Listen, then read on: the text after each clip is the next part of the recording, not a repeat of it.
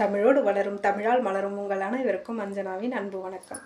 இன்றைக்கி இன்சொல் கேள்வி பகுதியில் நம்ம பார்க்க போகிறது சந்தோஷம் எதில் இருக்கிறது பார்க்கலாமா? சந்தோஷம் எதில் இருக்குது?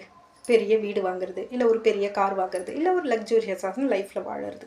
இதை தான் எல்லோரும் என்ன செய்வோம், நமக்கு சந்தோஷம் நம்புகிறோம். ஆனால் பாருங்கள், ஒரு குரு தன்னோட சீடர்கள்ட்ட சந்தோஷம் எதில் இருக்குன்னு ஒரு கேள்வி எழுப்புறாரு. அதுக்கு சீடர்கள் சொல்கிறாங்க, வெற்றி, வீரம், தானம், மண், பொன், பொருள், மது, இப்படி சொல்லிகிட்டே போகிறாங்க. உடனே அந்த குரு கேள்வியை மாற்றுறாரு, அழகு எதில் இருக்குது அப்படின்னு.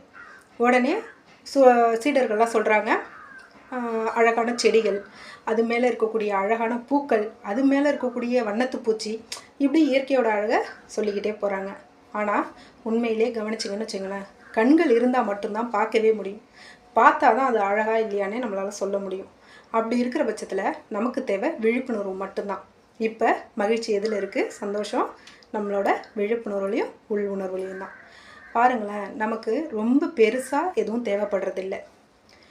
சந்தோஷத்தை உணர்கிற அளவுக்கான விழிப்புணர்வு மட்டும்தான் தேவை. இது அமைதியான உள்ளம், நன்றி உணர்வு, ஒருத்தருக்கு உதவக்கூடிய மனசு, எளிமையான வாழ்க்கை, இவ்வளோதாங்க. இதுதான் உண்மையான நிரந்தரமான சந்தோஷம் இருக்குது. நன்றி.